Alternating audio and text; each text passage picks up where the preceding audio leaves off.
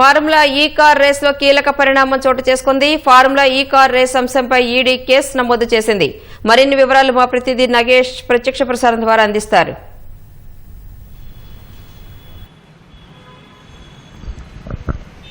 రాణి, formula ఈ car race అంశంలో ED కూడా రంగంలో దిగింది. ఏసీబీ కేసు నమోదు ఆధారంగా ఈడీ ఈసీఐఆర్ నమోదు చేసింది. అంటే మనీ లాండరింగ్ అంశాలపైన దర్యాప్తు చేపట్టేందుకు ఈడీ దానికి సంబంధించిన ప్రాథమిక నమోదు, అంటే సాధారణంగా పోలీసులు నమోదు చేసే ఎఫ్ఐఆర్ను ఈడీ ఈసీఐఆర్గా పరిగణిస్తుంది. ఈసీఐఆర్ నమోదు చేసింది.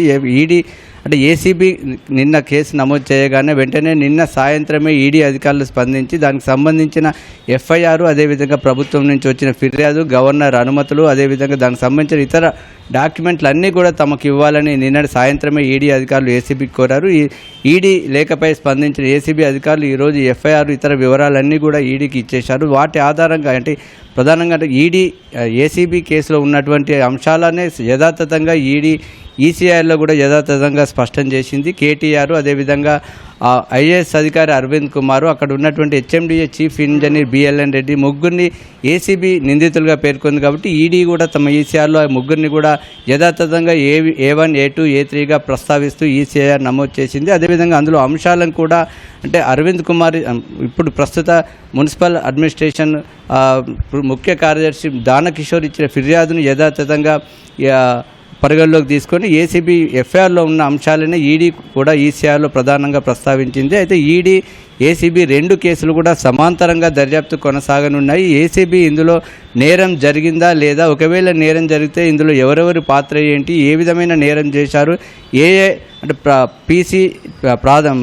ఐపీసీ అదేవిధంగా అవినీతి నిరోధక చట్టం 2 సెక్షన్ల కింద కేసు నమోదు చేసింది. కాబట్టి ఆ 2 చట్టాలను ఉల్లంఘన జరిగిందా లేదా, ఎవరెవరు ఏ విధంగా ఉల్లంఘించారనే అంశాలపైన ఏసీబీ దర్యాప్తు చేయనుంది. అయితే ఇందులో మనీ లాండరింగ్ అంటే ఆ నేరాభియోగాల ద్వారా జరిగినటువంటి ఆర్థిక లావాదేవీలు ఏ విధంగా జరిగాయనే అంశంపైన ఈడీ దర్యాప్తు కొనసాగనుంది. ఇందులో ప్రధానంగా 55 కోట్ల వరకు ఆర్థిక లావాదేవీలు జరిగినట్టుగా ప్రాథమిక విచారణ అనంతరం అంటే ఎఫ్ఐఆర్లో ఏసీబీ పేర్కొంది. కాబట్టి ఆ 55 కోట్ల రూపాయలు ఎక్కడి నుంచి ఎక్కడి వరకు వెళ్ళాయి, అందులో ఎవరెవరి చేతులు మారాయి, ఏ ఖాతాల ద్వారా మళ్లింపులు జరిగాయి, చివరికి ఇప్పుడు అవి ఎక్కడ ఉన్నాయనే అంశంపైన నిర్ధారించి వాటన్నిటిని కూడా జప్తు చేసే ప్రక్రియను ఈడీ దర్యాప్తులో కొనసాగించనుంది. ఇటు ఈడీ కూడా వాటి ఉన్నటువంటి ఇప్పటికీ అంటే ఏసీబీ చేస్తున్నటువంటి దర్యాప్తు వివరాలన్నీ కూడా ఎప్పటికప్పుడు సేకరించనుంది. వారికి సంబంధించిన రికార్డు చేస్తున్నటువంటి స్టేట్మెంట్లు, వారు తీసుకునే డాక్యుమెంట్లు వాటన్నిటిని కూడా స్వీకరించుతున్నారు. సమాంతరంగా ఈడీ కూడా బ్యాంక్ అధికారుల నుంచి ఖాతాలకు సంబంధించిన వివరాలు, అదేవిధంగా ప్రభుత్వానికి సంబంధించి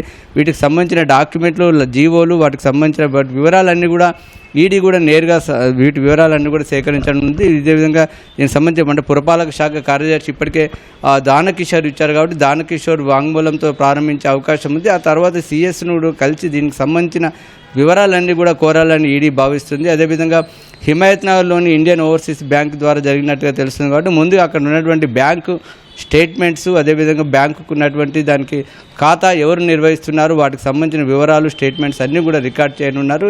అయితే ఇప్పటికే ఏసీబీ కేసుకు క్వాష్ చేయాలని కేటీఆర్ హైకోర్టును ఆశ్రయించారు. మిగతా నిందితులు కూడా ఆ కేసుకు సంబంధించి ఆశ్రయించే అవకాశం ఉంది. మరోవైపు ఈడీ కూడా ఈసీఆర్ను నమోదు చేసింది కాబట్టి దీనిపైన కూడా కోర్టుకు వెళ్ళే అవకాశం కనిపిస్తుంది. అయితే ఇవి రెండు కూడా సమాంతరంగా దర్యాప్తు చేసి ఈడీ ఇందులో ఉన్నటువంటి మనీ లాండరింగ్, అంటే దీనిలో ఉన్నటువంటి 55 కోట్లను ప్రాథమికంగా ఇప్పుడు చెప్తున్నారు కాబట్టి 55 కోట్ల పరిణామ క్రమం, దానికి సంబంధించి ఏమేమి జరిగిందనేదే ప్రధానంగా తేల్చి ఇందులో ఉన్నటువంటి ఆర్థిక లావాదేవీలు ఒకవేళ అక్రమం అని తేలినట్లయితే వాటన్నింటిని కూడా జప్తు చేసి వాటికి సంబంధించి కోర్టులో సమర్పించే అవకాశం ఉంది.